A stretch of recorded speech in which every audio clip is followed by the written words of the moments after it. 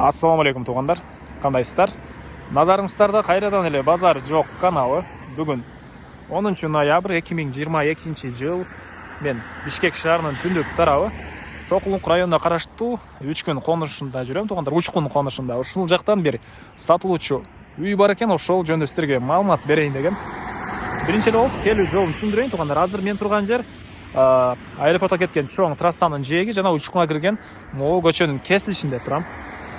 Бул жака келүү үчүн сиздер шлагбаумдан Фуча көчөсү менен түз аэропорт тарапка келе бересиздер. Келип биринчи эле Манас айылын көрөсүздөр. Манас айылынан кийин эле оң тарапты карап келсеңиздер, Учкун деген жол жээгинде жазууну көрө аласыздар. Ошол жерден эле бир аз өтсөңүздөр оң тарапка кирген мондай көчө бар, асфальт болгон. Ушул жерден түз барсаңыздар Учкун айры же болбосо конушуна бара аласыздар туугандар. Азыр видеонун жүрүшүндө эми калган маалыматтарды берем. Анан бул жерден туугандар көптөгөн машинелер, по пути таксилер, маршруткалар туугандар Бишкек шаарына бат-баттан эле барышат. Мына ушундай. Анда эмесе мен сатушка карай жол алдым. Сиздер лайктан басып, өз оюңуздарды комментарийге жазып туруңуздар. Күн сайын Бишкек шаарынан, Чүй областынан сатылуучу үйлөрдү көргүңүздөр келсе, подписаться баскычын басып кетиңиздер. Мынакей туугандар, келүү жолун түшүндүргөнчө бүгүнкү чыгарышта сатылуучу үйгө да жетип келип калдым. Бул үйүбүздүн көчө тарабы Дареги Береговая көчөсү 10 даректе жайгашкан туугандар. Түштүк чек-арасы бул жерден башталат. Түндүк чек-арасы Алкошнанын заборуна чейин. Жалпысынан жердин аянты 53 сотук, анын 23 сотугу кызыл китеп, 30 сотугу туугандар 49 жылга арендага алынган. Азыр видеонун жүрүшүндө көргөзөм бир чекенен. Макей бул көчө тарабы көрүп турганыңыздардай мондай түнүкүнөн болгон забор жана көрүп турганыңыздардай ворота орнотулган. Жолдор асфальт, үйгө чейин келген жол асфальт туугандар. Жамгырлуу каруу айларда деле кенен машинеңиз ылай болбой, бутуңуз ылай болбой, чоң жолго кенен барып келсеңиздер болот. Анан район жөнүндө айтсак өтө тынч, кошуналар жакшы дейт, үй ээси. Мал жандар баары жайылып жүрөт, аттар, кой жана башка бардык малдар эле бул тегеректеги полияларда жайылып жүрөт. Мал баксаңыздар деле өтө эле ыңгайлуу жер экен бул Учкун конушу. Анан Сокулук районуна караштуу болуп калат. Бишкек шаарына деле анча деле алыс эмес. Бул чоң жол менен чыксаңыздар толтура по пути машинелер, маршруткалар бар туугандар. Мектеп боюнча айтсак, мектепке Манас айылына барышат. Сайдик менен мечет бар туугандар. Айылдын өзүндө суусу, свети бар. Мынакей үйүбүздүн электр энергиясы 3 фазалуу экен. Интернет, суу, свет бар. Андан ары эми короосуна кирип калган маалыматтарды берейин. Мынакей бул короосунун көрүнүшү. Бул жакта толтура түрлүү бактар, алма, черешня, жаш мөмөгө кирген бактар. Бул жакта жер жемиш экенген жер. Мынакей азыркы учурда үй ээси клубника өстүрүп аткан учуру. Мынакей. Андан ары бул жакта чоң үйүбүз. 210 квадрат метр, узун туурасы 21 10 экен. 210 квадрат метр, стенасы кирпич, тышкы тараптан утеплять этилген. Анан паровое отопление жана теплый пол, водяной теплый пол бар экен туугандар. Үй жылуу, мен азыр видео татканга чейин ички тарабына кирип көрүп чыктым. Үйүбүз жылуу, ички тарабы мына ушундай. Узун туурасы 21 10 туугандар. Стенасы кирпич. Бул түштүк тараптан көрүнүшү. Көрүп турганыңыздардай түштүк тараптардан терезелер орнотулган. Кыш айында күн ушул түштүк тараптан өтөт туугандар. Үйдүн ички тараптары деле табигый жылуу болот экен. Күн тийип табигый жылуу болот. Анан жайларында мынакей кондиционер бар. Үйдүн ичи салкын туугандар. Жайларында кондиционер жандырып коесуздар. Көрүшүлөр оң тарафта бул жакта складтар. Бирөөсүндө продукты сактаган склад, бирөөсүндө инструмент сактаган склад бул жагы. Анан үйүбүздүн жери мынакей ал жакта көрүнүп турган чоң дарактарга чейин болуп калат. Чоң мал баксаңыздар деле ыңгайлуу. Андан ары жагы поле болуп кетет туугандар. Ортосунда көл деле бар экен. Кааласаңыздар балык баксаңыздар деле болодай.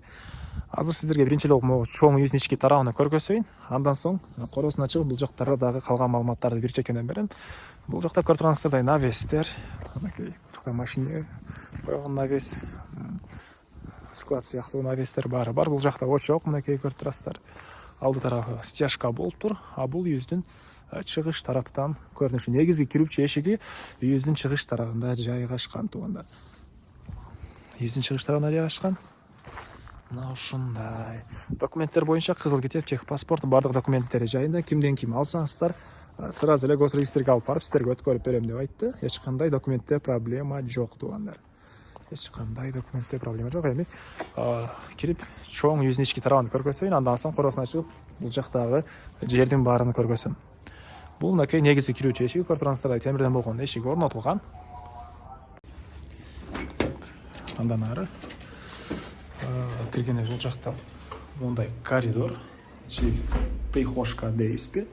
Мынакей потолок гипсокартон, пол ламинат, мына ушундай көрүнүштө. Анан кирлөө оң тарапка кирсеңиздер, үйдүн ички тарабындагы ажаткана. Раковина орнотулуп, суу чыгарылган, потолок натяжной. Түндүк тарабына форточка орнотулуптур туугандар. Мына ушундай көрүнүштө. Андан кийинкиси бул жерде душ, дуалдары кафель, потолок пластик, жана түндүк тараптан форточка орнотулган туугандар. Mana ушул жерден сол тарапка бурулсак, бул жакта кухня жайгашкан. Ички тараптан раковина орнотулуп, суу чыгарылыптыр.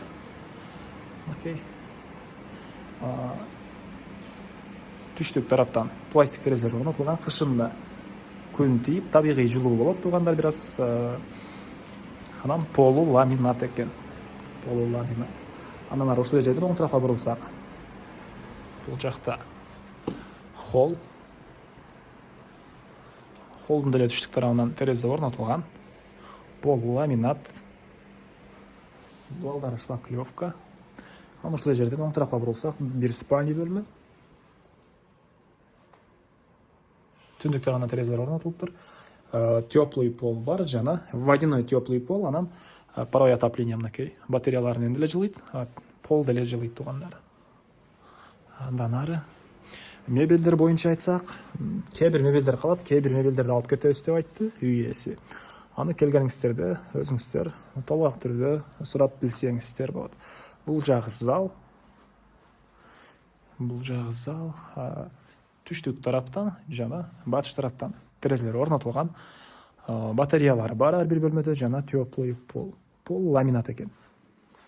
Ушул залдан сиздер дагы 3 бөлмөгө кирип кетсеңиздер болот. 3 тең спальный. Жалпысынан 4 спальный бөлмө бар. Биринчиси могу холдон киресиздер, калганына бул залдан кирип кетет экенсиздер. Бул жерде дагы бир спальный. Үйүздүн жалпы аянты 210 квадрат метр, узун туурасы 21ге 10 туугандар.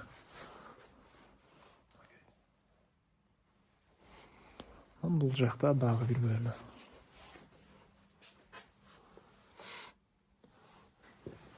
Эми коросуна чыгып, туугандар дагы калган маалыматтарды берейин. Мен Кайрылы үйдүн коросундамын туугандар. Эми бул жактарды бир чекинен көргөзөйүн.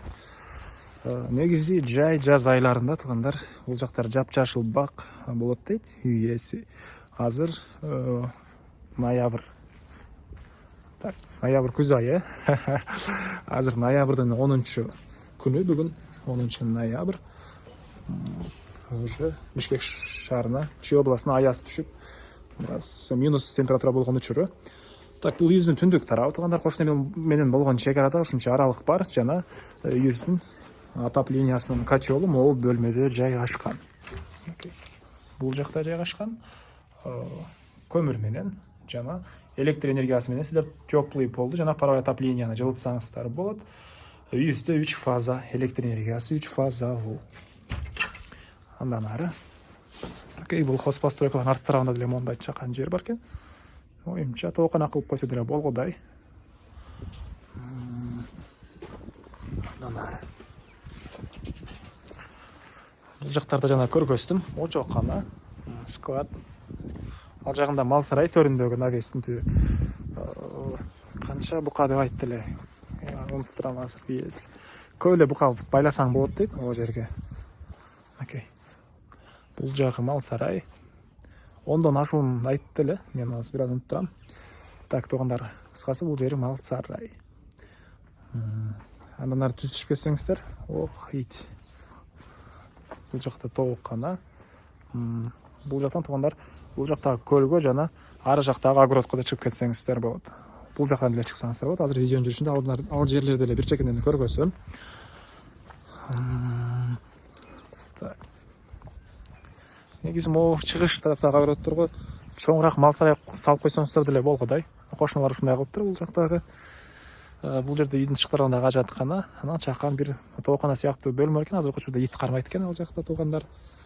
Анан бул жагында бул жагы баня экен. Ал жакта эки склад, бирөөсү инструмент сактаган, бирөөсү продукты сактаган, ун, банка, ошол сыяктуу продуктларды сактаган склад. Бул ошол складдардын арты жагында деле мынакей жаш мөмөгө кирген алма бактары төрүндө клубника жана видеонун башында көргөзгөн огороддор баары бар туугандар. Мына ушундай.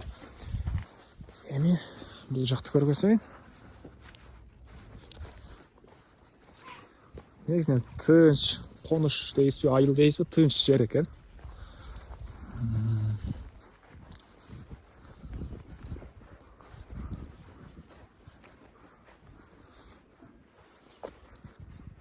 Мынакей бул жагында эле көл бар экен туугандар, калсаңыздар. Камыштар тазалап балык баксаңыздар деле болгодай. Анан мага жетпейт бекен эми. Бул жакта сала берейинчи.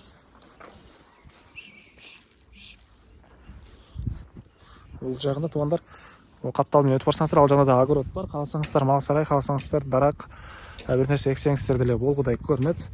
Кыскасын айтканда, эң эле чыгыш чек аз могу чоң көрүнүп турган дарактарга чейин болуп калат туугандар. Жалпысынан 53 сотук, ошонун 23 сотугу кызыл китеп, а бул жагдагы 30 сотугу арендага алынган туугандар. 49 жылга договор баары бар экен. Келсеңиздер дагы суроолоруңузга үй ээси толук түрдө жооп берет. Эмне маалымат калды айтылбаган туугандар?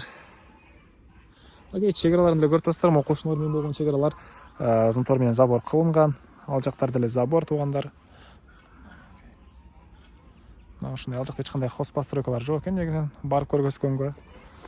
Мына ушундай эми айтылбаган бул үйүбүздүн баасы эле калды окшойт. Бул үйүбүздүн баасы үй ээлери $120,000 сурап атыптыр. Анан дагы сүйлөшүү болот. Ээсинин номери экранда, ээси тел деп жазып койгон туугандар. Звонок кылып сүйлөшүп көрүңүздөр, сүйлөшүү болот. Анан достор менен, группалар менен бул видеону сиздер бөлүшсөңүздөр, мага үй ээсине жана кимди бир ушул сыяктуу үй издеген болсо, ошол адамга чоң жардам берген болосуздар. Бишкек шаарынан, Чүй областынан күн сайын сатылуучу үйлөр, жер участоктор жана квартираларды көргүңүздөр келсе, подписаться баскычын баса кетиңиздер.